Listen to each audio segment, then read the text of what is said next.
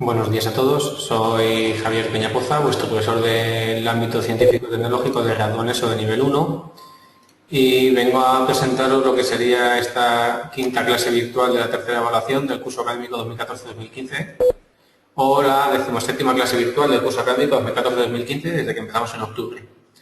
En esta clase virtual, que abarca la semana del 30 de marzo al 3 de abril, pues vamos a ver la primera parte del tema 1 del bloque temático 2 de asignatura de tecnología, donde vamos a ver los funcionamientos de Internet. El tema 4 del bloque temático 4 de asignatura de matemáticas, donde vamos a ver las relaciones de proporcionalidad y las funciones lineales. Y la segunda parte del tema 2 del bloque temático 5, que empezamos la semana pasada, donde vemos el medio ambiente. Empezamos, como viene siendo habitual, por la asignatura de tecnología, donde vamos a ver la historia un poco de Internet, o la primera parte del tema 1, donde vamos a ver Internet. ¿Vale? Respecto al concepto, su historia y estructura, pues Internet es un conjunto descentralizado de redes de comunicación que están interconectadas y que funcionan como una red única de alcance mundial. La palabra Internet proviene de International Network y lo que distingue a Internet técnicamente es el uso del protocolo de comunicación TCP/IP que constituye la forma de entenderse entre computadoras. Respecto a los orígenes de Internet, comentar que el origen de Internet es militar y se crea a principios de los años 60 cuando se desarrolla el Departamento de Defensa estadounidense para asegurar la comunicación y la transferencia de datos. En los años 70 se desarrollan las investigaciones para crear un sistema de comunicación unificado, que son los protocolos TCP e IP que hemos comentado anteriormente, y en 1983, una vez conectadas varias redes, ARPANET se convierte en Internet, que comienza a utilizarse en universidades. En 1992 nace la World Wide Web, que año a año ha ido creciendo de forma exponencial. Pues seguiremos trabajando este tema la semana que viene y pasamos ahora con el tema 4, el bloque temático 4, asignatura de matemáticas, donde vamos a ver, entre otras cosas, las relaciones de proporcionalidad. Recordad que dos magnitudes son directamente proporcionales si al cambiar el valor de una de ellas, los valores de la otra también cambian la misma proporción. Es decir, si una aumenta, la otra aumentará, y si una disminuye, la otra disminuirá. De esta forma, una función se dice que es de proporcionalidad directa cuando al aumentar o disminuir, por lo tanto, la magnitud independiente, también lo hace la misma medida la magnitud dependiente. Es decir, cuando aumenta o disminuye la variable x, aumentará o disminuirá en la misma proporción la variable y.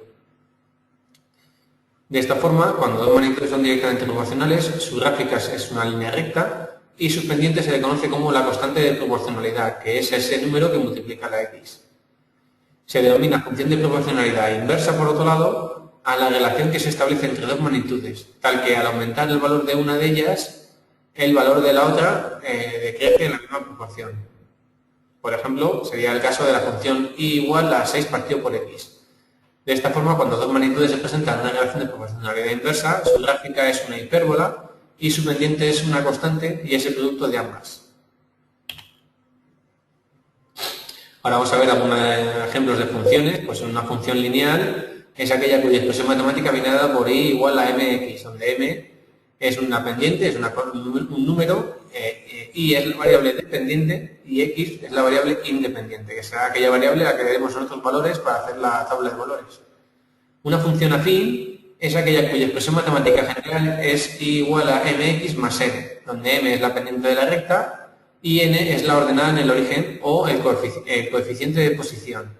Y nos indica el punto de corte de la recta con el eje de ordenadas, que es el eje y o eje vertical del plano de cartesiano. Y luego también tenemos una función constante, que sería aquella función matemática que toma el mismo valor para cualquier valor de la variable y, que sería en este caso una forma general y igual a n, donde n es cualquier valor. La pendiente de una recta es la inclinación de la recta respecto al eje de las abscisas. Por lo tanto, si m es mayor que 0, la función se denomina creciente y el ángulo que forma con la parte positiva del eje OX es un ángulo agudo. Si la pendiente es negativa, si m es menor que 0, la función se denomina decreciente y el ángulo que forma con la recta, el ángulo que forma la recta con la parte positiva del eje OX es un ángulo obtuso. Y por otro lado, por último, si m es igual a 0, si la pendiente es igual a 0, la función es una función constante y su gráfica es una recta paralela al eje OX. Para poder calcular la pendiente, se puede calcular de varias formas.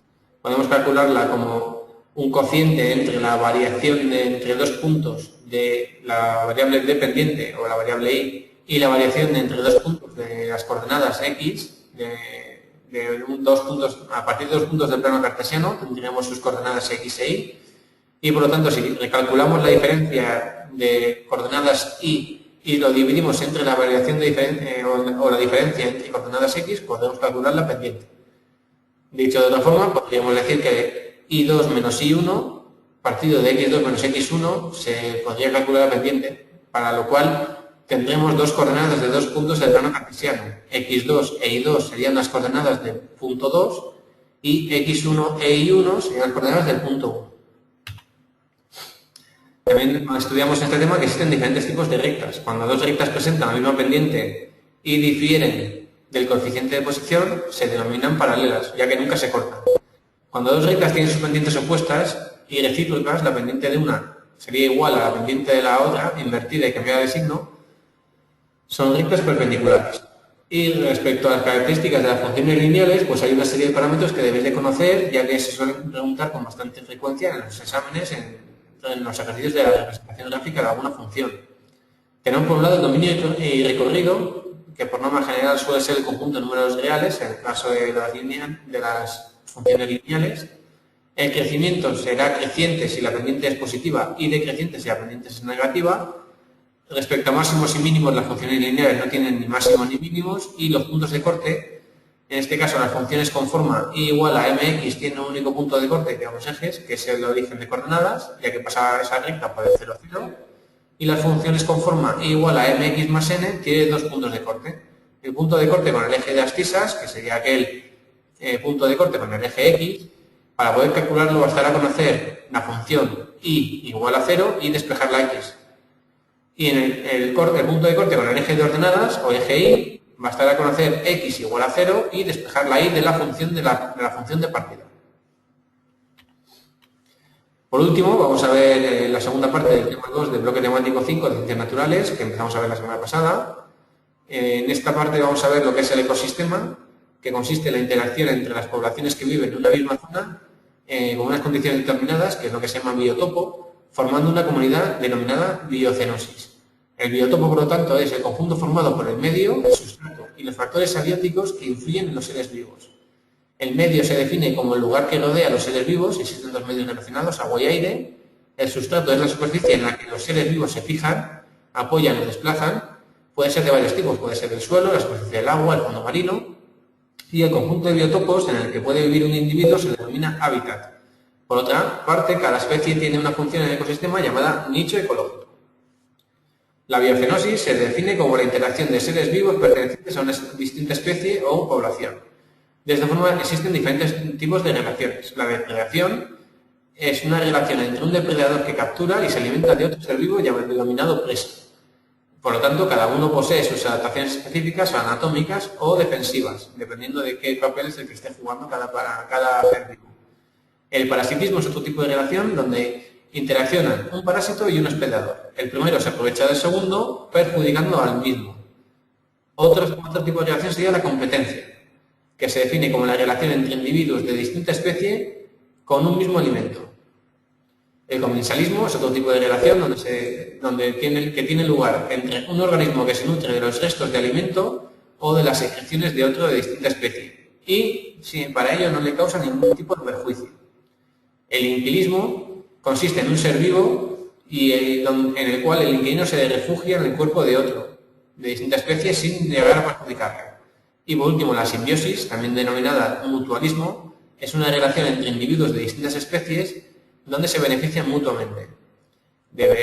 Igualmente, este tipo de simbiosis o este mutualismo puede ser bien temporal o de forma permanente. Respecto a las redes y cadenas tróficas, los seres vivos necesitan materia y energía para realizar sus funciones vitales y mantener su estructura. Por ello, se produce una transferencia de las mismas entre los seres vivos, dando lugar a las distintas cadenas tróficas. Estas constan de niveles tróficos, con organismos que desarrollan el mismo papel en la cadena alimentaria. Por lo tanto, tenemos tres niveles tróficos. El primero de ellos sería el primer nivel trófico o nivel de productores, que lo constituyen los vegetales, que son aquellos organismos autótrofos que se alimentan de la primera fuente de energía, que es el sol, a través de la fotosíntesis. El segundo nivel trófico también conocido como consumidores, son los seres heterótrofos que se nutren de la energía acumulada en los vegetales. Y pueden pertenecer a tres categorías. Pueden ser consumidores primarios, que siguen aquellos animales herbívoros, que se alimentan de los seres productores. Podrían ser consumidores secundarios, que serían los animales carnívoros que se alimentan de los consumidores primarios. Y consumidores terciarios, que serían aquellos animales carnívoros que se alimentan de los primarios y de los secundarios. Los restos de los productores y consumidores son aprovechados por el tercer nivel trófico, que se denomina los descomponedores, que obtienen la energía que puede quedar en la materia orgánica, transformarla en materia inorgánica. Y esta materia inorgánica será la que utilicen los productores, que serían el primer nivel trófico, para poder generar energía. Y también estudiamos este tema los ciclos biogeoquímicos. Al estudiar las cadenas tróficas vimos que se produce una pérdida de energía al pasar de un nivel a otro. Esto hace necesario el aporte continuo de luz solar y la reutilización periódica de la materia, por la renovación mediante ciclos biogeoquímicos. De esta forma existen diferentes ciclos, como el ciclo del carbono y del oxígeno, que participan en la fotosíntesis y la respiración y están relacionados porque uno renueva al otro de forma continua. Tenemos el ciclo del nitrógeno, que se fija al suelo para combinarse con el hidrógeno y formar amoníaco, y este será transformado en nitratos, que son absorbidos por los vegetales para formar compuestos orgánicos que serán consumidos por los animales herbívoros y a su vez estos serán consumidos por los carnívoros. De esta forma el nitrógeno pasa de unos a otros hasta llegar a los descomponedores, que se encargarán de transformar los restos de los seres vivos en amoníaco nuevamente, que sería el inicio del ciclo. Y tenemos también otro ciclo, que sería el ciclo del agua, que es necesario para la realización de las funciones vitales de los seres vivos. Por ello se va renovando continuamente siguiendo un ciclo. Las plantas toman el agua del suelo para absorber las sales minerales y realizar la fotosíntesis, con la que liberar oxígeno. Después, con la respiración, se consume este oxígeno atmosférico que, unido al hidrógeno de la materia orgánica, puede formar vapor de agua. Este vapor, junto al producido con las aguas superficiales, pasa a la atmósfera, donde una vez enfriado se condensa y forma las precipitaciones que devuelven el agua a la superficie terrestre. Bueno, pues con esto daría por finalizada esta quinta clase virtual, o esta 17ª clase virtual del curso académico 2014-2015. Espero que os haya servido de ayuda para poder determinar cuáles son los parámetros o los puntos más importantes en los que fijarnos de cara al estudio de estos temas. Y simplemente felicitaros una Semana Santa y animaros al estudio durante estas pequeñas vacaciones. Un abrazo y nos vemos por aquí la semana que viene. Hasta luego.